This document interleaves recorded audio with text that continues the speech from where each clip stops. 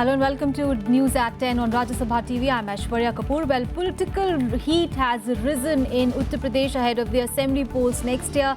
Now, after a BJP team, now a delegation of 5 opposition parties will visit Kairana, where the issue of alleged exodus of Hindus has become a political hot potato. That is the big story this morning.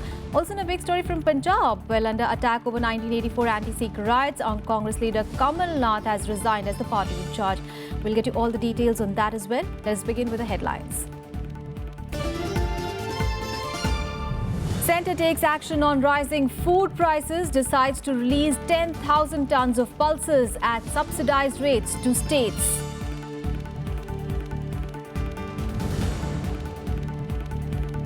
%22 deficiency in rains over last fortnight. Slow progress of southwest monsoon to be blamed, says Met Department.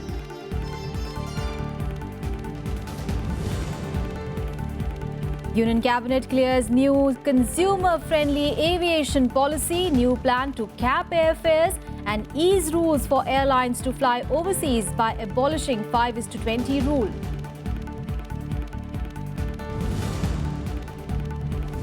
Senior Congress leader Kamal Nath resigns as in charge of Punjab following opposition allegations over his alleged role in the 1984 Sikh riots. Nath says he's quitting to not divert attention from real issues in the state. And the wreckage of Egypt Air flight that went missing over the Mediterranean last month found. Plane crashed on 19th of May, killing 66 people on board while flying from Paris to Cairo.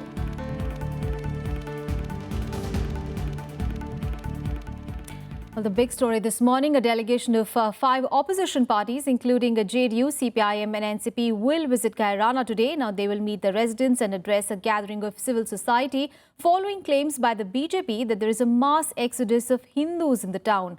The opposition parties say that the claims and the visit by a BJP team has created anxiety and tension in western Uttar Pradesh. The parties also condemned BJP President Amit Shah's statement on exodus of Hindus in Kairana. Now, the delegation, which will visit Kandla and Kairana, include JDU MP KC Tyagi, CPI MP Mohammad Salim, CPI's D Raja, NCP MP DP Tripathi, and RJD spokesperson Manoj Jha.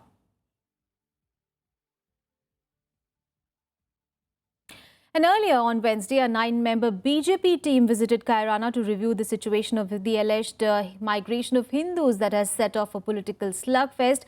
The team, led by BJP leader and MLA Suresh Khanna, met with protests from the locals. Now, BJP MP Hukum Singh, who was in fact first claimed the exodus of Hindus, later said that the migration was not communal in nature, but because of law and order problems. The state government has accused the BJP of polarization ahead of next year's assembly polls in the state. The political climate in Kairana continues to boil over the exodus issue. A BJP probe committee reached Kairana on Wednesday. The 9-member team, led by senior BJP leader and MLA Suresh Khanna, said the situation in Kairana was bad owing to law and order problem. We have observed that there has been a huge mass exodus of people from Kairana on various grounds, and principally what I can very in a confirmed way state is that there is a bunch of goons and there's a Gunda Raj happening in Kairana, owing to which people are leaving. जो media में आया है उससे भी ज्यादा भयावह स्थिति है यहाँ, उससे भी ज्यादा भयावह। यहाँ पर ये कहा जा रहा है कि लोग डर के मारे नहीं बोल रहे हैं कुछ। ये बिल्कुल सही है, और मीडिया के साथ साथ भी कुछ लोग दूसरे घुस जाते हैं। मीडिया को भी जो बातें मिल रही हैं उसमें भी सच्चे नहीं है। However, the state government and the opposition have accused BJP of polarization by raking up communal issues just before the polls. Allahabad से निराश और हताश भारतीय जनता पार्टी के पास अब एक ही हथकंडा रह गया कि कैसे हिंदू मुस्लिम को अलगाववाद किया जाए, सांप्रदायिकता फैलाई जाए और इस प्रदेश में कैसे बंटवारा किया जाए। BJP leadership totally stands exposed how they wanted to exploit the situation. It turned out to be totally the migration on the economic basis, not on the religious basis. It is very clear. It is a design. It is a sinister design by BJP. UP is going to polls. They want to vitiate the situation. They want to communalize the situation. Earlier, BJP MP from Kerana, Hukum Singh, had released a fresh list of 63 people who, according to him, migrated from Kandla town in Shamli district. He had also released a list of 346 persons who migrated to other places owing to what he claims was a threat to their life and property. मैं अभी भी stand करता हूं अपनी report के उसी list के लिए, और उसमें खामियां जो बात आ रही है वो केवल जिला प्रशासन अपनी फोर्स को लगा करके लोगों को आतंकित करके उनसे उल्टे सीधे बयान दिया जा रहा है. The centre has sought a detailed report from the Uttar Pradesh government on the issue. Security has been tightened in and around the town, where more political action is expected when controversial BJP MP Sangeet Som visits the city with his supporters on 17th of June. Ravinder Shoran's report for Rajya Sabha TV. Well, on to the other big story this morning. Well, Finance Minister Arun Jaitley on Wednesday held a high-level meeting to address the price rise issue in food item. Government data release showed that annual wholesale inflation had risen in May to its highest level in nearly 2 years. Now, Transport Minister Nitin Gadkari, Food Minister Ramvilas Paswan, Agriculture Minister Radha Mohan Singh, Commerce Minister Nirmala Sitharaman and Chief Economic Advisor Arvind Subramanian, along with top Finance Ministry officials, attended the meeting. Meanwhile, for pulses, the government has increased the size of buffer stock by over 5 times to 8 lakh tons for this year. The centre is also seeking to sell lentils at a cheaper rate to give relief to consumers. Here are all the details. With prices of pulses hovering around 200 rupees a kilo, the centre is releasing 10,000 tons of tur and urad dal.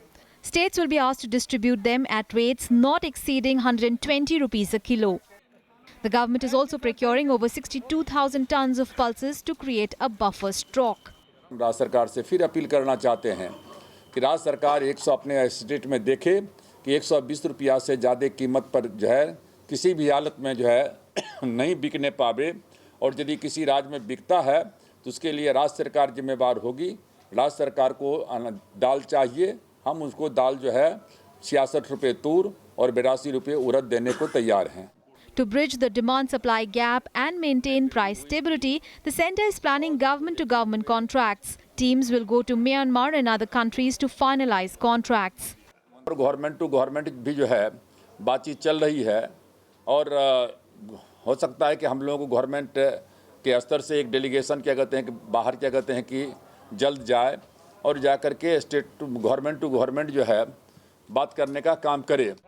In 2015-16, domestic production of pulses decreased slightly to 170 lakh tons against 171 lakh tons recorded in 2014-15. But demand, on the other hand, rising at the rate of 10 lakh tons per year, touched 246 lakh tons this year, triggering a gap of over 76 lakh tons. The government has also launched an intensive drive to crack down on hoarders. This is Kriti Mishra's report for Rajya Sabha TV. Meanwhile, there has been a 22% deficiency in rains over the last fortnight due to the slow progress of the southwest monsoon in the country. According to the Met Department, from 1st to 15th of June, the country has received an overall 43.6 millimeters of rainfall as compared to the normal level of 55.7 millimeters. The progress of the southwest monsoon has been relatively slow as it is not getting a favourable system to move forward and is held up at Karwar and Gadak in Karnataka and Ongole in Andhra Pradesh. Well, it is only the southern peninsula that has recorded 27% excess rainfall, while the other parts of the country have seen deficient rains. The eastern and northeastern parts of the country have received 90.4 millimeters of rainfall as compared to the normal level of 138.7 millimeters, while the northwest India has recorded only 13.6 millimeters of precipitation, which is 36% less than normal. Now, similar is the case with central India that has recorded rainfall of 27.3 millimeters as against the normal precipitation of 43.5 millimeters. This is a decrease of 37%. Well, the onset of monsoon was 7 days late this year as against its normal arrival date of 1st of June. The normal date of arrival of monsoon in Mumbai is the 10th of June and in Delhi it is 1st of July. Well, moving on, petrol and diesel prices have been hiked. The petrol price has been hiked by 5 paise per litre and diesel by 1.26 rupees per litre with immediate effect from midnight. And since 1st of May, this is the 4th time that the fuel prices have been hiked. Now, petrol will cost 65.65 rupees per litre and diesel will cost 55.19 rupees per litre in Delhi. In the last 4 hikes, prices of petrol and diesel have been raised by 4.52 rupees a litre and by 7.72 rupees per litre, respectively. Well, the Union Cabinet cleared a new aviation policy on Wednesday that aims to make air travel more consumer-friendly. The new plan will replace the decade-old rule and ease the rules for airlines to fly overseas by abolishing of 5:20 rule and also increase regional connectivity. Airline stocks jumped by as much as 3 to 5% after the announcement of the new policy. The Union Cabinet cleared the much-awaited new civil aviation policy on Wednesday. Unveiling many consumer-friendly measures, the policy proposes to cap airfare at 2,500 rupees for 1-hour flights between smaller towns and cities. It will refund 80% losses incurred by airlines due to the cap. For flight cancellations announced within 24 hours of departure, compensation has been raised to nearly 10,000 rupees. The target of 30 crore air tickets per year in the domestic sector by the year 2022 has been raised to 50 crore by 2027. For international travel, the target is 20 crore by 2027. The draft policy also proposes a 2% cess in domestic and international tickets for a regional connectivity fund.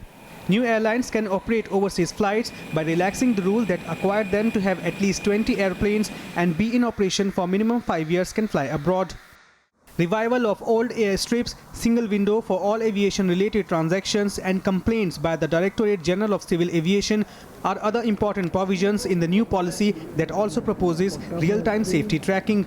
The centerpiece of it is the commitment in the BJP manifesto of making regional connectivity a reality.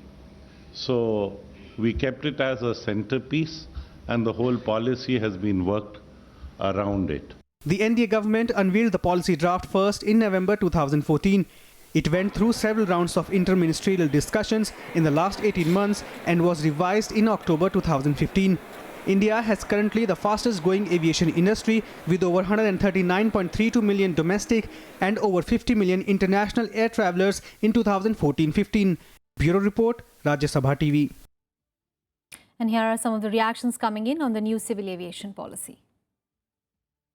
ये policy tailor made है, किसी एक विशेष airline की सहायता करने के लिए है, एक एयरलाइन की मदद करने के लिए है. ये पॉलिसी पूरे देश की एयरलाइंस के लिए नहीं है. I think it will be a game changer. The vision of the Honorable Prime Minister to provide this air connectivity and this air services to the common man of this country. Now, this policy is after 67 years of independence. This policies have come, and I think it's a visionary document before this people of this country, where the middle class 35 crores people of this country will be able to enjoy the this air passengership, and this will increase the traffic in tourism also. This will ensure the growth of that area also. Civil aviation policy is the first comprehensive attempt by Government of India to address all the issues related to aviation sector, which is a very welcome step. While each element has been having their own policies, but then to review it in overall perspective, this is the first attempt, which is a very good initiative by government. Very progressive. We are very happy. It's a step in the right direction. It's a policy that opens up Indian aviation and not only one particular airline. And I think all airlines and all operators have something to gain, and certainly the public has everything to gain from this policy, and it improves air connectivity in India multiple folds. So I think it's a win-win for everyone. India is tackling the issue of black money with a firm hand. An Indian team of officials will soon visit Switzerland to seek a speedy trial on requests for information on Indians who have stashed money in banks there. Now, this visit will be a follow-up on Prime Minister Narendra Modi's meeting with the Swiss leadership recently. The two countries are also working on an agreement for automatic exchange of information from 2018. Now, a high-level delegation from Switzerland met with the top finance ministry officials in New Delhi yesterday to discuss wide-ranging bilateral and multilateral tax and financial issues. After the meeting, Revenue Secretary Hasmukh Adhia tweeted, To begin with, Switzerland would facilitate expeditious resolution of pending information requests. An agreement to this effect is likely to be reached by the end of this year. Once signed, India will start receiving, possibly from 2018, information about Indian residents' accounts in Switzerland on automatic basis. Now, experts of both the countries will meet by mid-September this year to further discuss the modalities for the reciprocal bilateral implementation of the automatic exchange of information between the two nations. Well, big story coming in from Punjab. While senior Congress leader Kamal Nath has resigned from the post of General Secretary in charge of the state. The decision was taken following opposition parties raking up the issue of his alleged role in the 1984 Sikh riots ahead of the assembly polls in the state. In a letter to party chief Sonia Gandhi, Kamal Nath said, and I quote him, "I request that I may be relieved of my charge of Punjab to ensure that the attention is not diverted from the real issues facing the state." He added that he was hurt by the developments of the past few days, wherein an unnecessary controversy has been created around the tragic 1984 riots in New Delhi. Well, the resignation came as the Akali Dal, BJP and the Aam Aadmi Party kept up the attack on him and the Congress over his alleged role in the anti-Sikh riots, which followed the assassination of Indira Gandhi. The three opposition parties said that the appointment is like rubbing salt on the wounds of Sikhs. Kamal Nath has insisted that there was not even any public statement or a complaint or FIR against him till 2005 in the riots case, and that he had been absolved subsequently by the Nanavati Commission that was set up by the previous NDA government. जिस प्रकार से कमलनाथ जी ने सोनिया गांधी जी को चिट्ठी लिख के जो general secretary in charge Punjab के इलेक्शंस का बनाया गया था, उससे दो बातें साफ होती है। पहली बात तो ये बात साफ हो गई कि 1984 के जो सिख दंगे हुए थे उसमें कमलनाथ जी का हाथ था, क्योंकि एक तरह से ये गिल्ट एक्सेप्टेंस ही है। दूसरी बात जो साफ होती है कि भले प्रकार से जानते हुए कि 84 के दंगों में कमलनाथ जी का हाथ था, फिर भी एक तरह से पंजाब को चिढ़ाने के लिए सोनिया जी ने उन्हीं को पंजाब का जो है कार्यभार सौंपा था, शायद इसलिए क्योंकि आज कांग्रेस के पास कोई नेता ही नहीं है। जो थोड़े बहुत मुट्ठी भर नेता हैं, उन्हीं में कांग्रेस काम चलाने की कोशिश कर रही है। इनके पास कुछ है नहीं कहने को। आप पंजाब में क्या करने गए? पंजाब में आप दिल्ली में कुछ किया नहीं तो पंजाब में क्या दिखा रहे हो आप, सिवाय सड़कों पे शोर मचाने के। कमलनाथ जी एक बेहतरीन इंसान है, बहुत बढ़िया लीडर है, आज तक उनके ऊपर कोई आरोप नहीं लगा। In Breakfast News, time for a very short break. We'll be back. Stay tuned.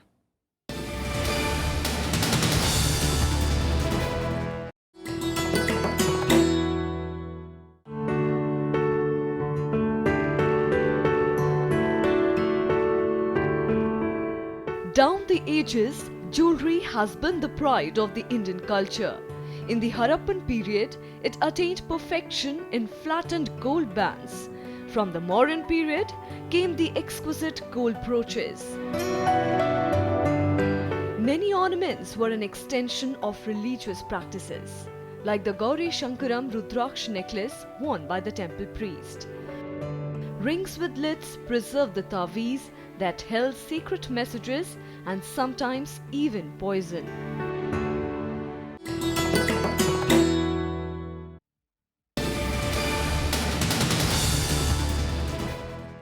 Welcome back. Now, President Pranab Mukherjee arrived in Namibia for a two-day state visit, during which key negotiations on uranium supply for civil nuclear use will take place. Besides other bilateral issues, 4 MOUs will be signed during the trip, which include the deputation of Indian Army for training purposes in Namibian Defence Forces, Centre of Excellence in Information Technology. During the talks, India might also raise the issue of uranium supply, impressing upon Namibia. Mukherjee's visit, which is the third and final leg of his 3-nation tour, is the first by an Indian head of state to Namibia in the last 21 years. On to some international news. In US, President Barack Obama met with exiled Tibetan spiritual leader the Dalai Lama at the White House on Wednesday, despite warnings from China. Now, turning the visit of spiritual leader as a personal one, President Obama met the Dalai Lama in the White House map room instead of Oval Office, where he usually meets the world leaders. The two leaders discussed issues including human rights and climate change. President Obama appreciated the Dalai Lama's teachings and also voiced his support for preserving Tibet's unique religious traditions. However, White House made it clear that Tibet is a part of China and that the US does not support Tibetan independence. The president has urged the Dalai Lama to work directly with China to resolve differences. Meanwhile, the Dalai Lama reaffirmed that he was not seeking independence for Tibet and wants to resume a dialogue with the Chinese government. Both the Dalai Lama and President Obama value the importance of a constructive and productive relationship between the United States and China.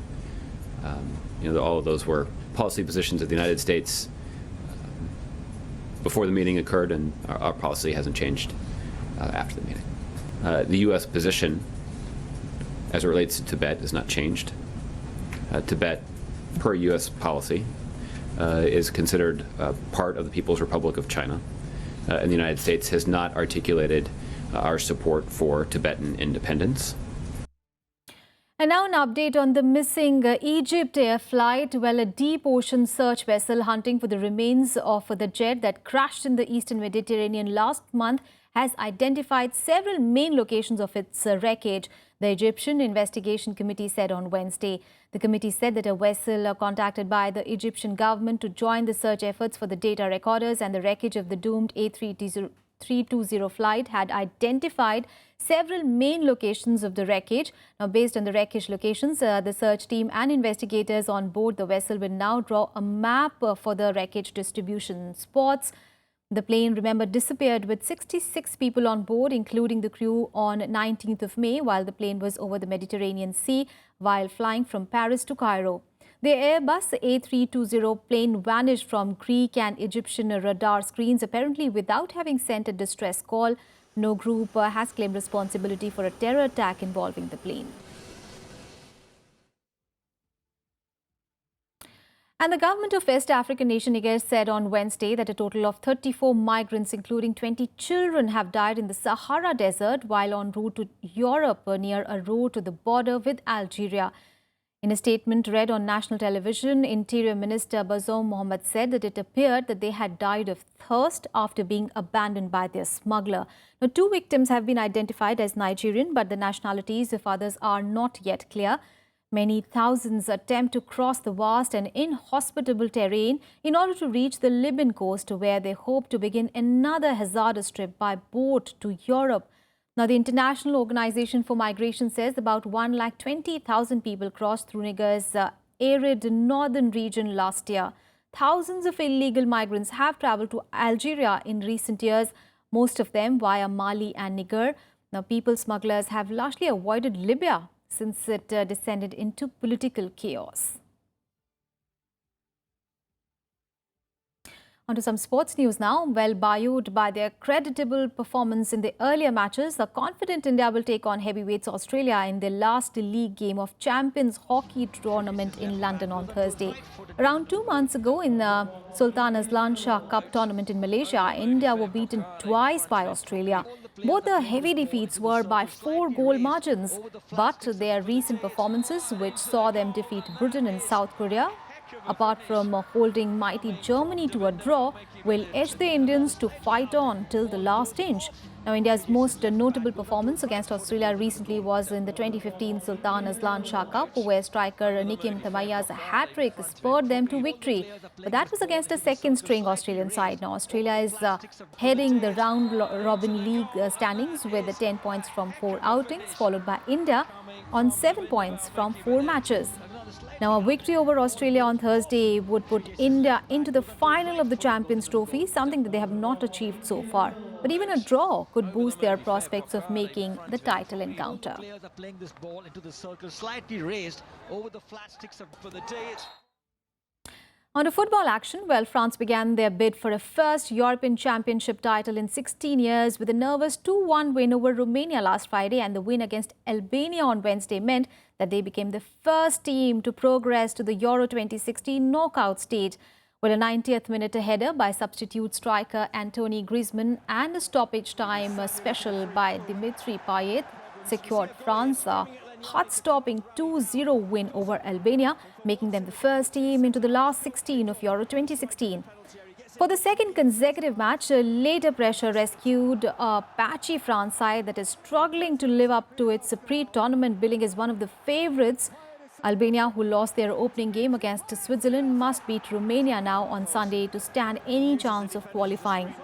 Meanwhile, in another Group A match, Switzerland were frustrated in their attempt to book a place in the knockout stage of Euro 2016 after a 1-1 draw against Romania in Paris. Bogdan Skau's penalty gave Romania the advantage, and the Swiss spurned a host of chances to score before Admir Mehmedi slammed home to level just before the hour time.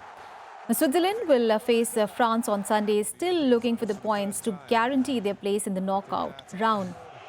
Meanwhile, in the Group B encounter, Slovakia deepened Russia's woes with the classy first-half goals from Vladimir Vies and Marek Hamsik in the tense 2-1 victory on Wednesday. The Russians pulled one back in the 80th minute through Denis Glushakov's header, but the loss left Russia with just 1 point from a draw with England. Slovakia topped the group on 3 points ahead of Wales on goal difference. The Welsh take on England in Lens today. Shut off. That's better. That's much better. For Slovakia. And switching gears, well, good news for wildlife conservationists and lovers. Over 100 lionesses are reportedly pregnant in Gujarat's Gir sanctuary. The Forest Department conducted a census last year which found out that the population of lions in Gir has increased. The census put the total number of felines in the state at 523, which is up from 411 that was counted in 2010. Well, according to Forest Department, the mortality rate has reduced, due to which there has been a rise in the feline population. Remember, the Gir sanctuary, which is located at Sasan in Junagadh district of Gujarat, is the only home for the Asiatic lions. जब पता चलता है कि ये कमज़ोर है या उसको कोई चोट लगी है या इसकी मदर से बिछुड़ गया है, इन सब हालात में पूरी अध्ययन करने के बाद में हम तुरंत ही उसका उपचार करते हैं और उपचार करके फिर से हम उसी नेचुरल अवस्था में, उसी शेरनी या उसी विस्तार में उसको शेरनी से, उसकी मदर से मिलवाने का काम करते हैं। और ये हमारी जो कामगिरी है काफ़ी सफल रही है और इस कामगिरी के चलते जो गिर नेशनल पार्क और सेंचुरी में बच्चों की संख्या में काफ़ी बढ़ोतरी हो रही है। Well, that's it from me and my team in this edition of News. Thanks so much for your time.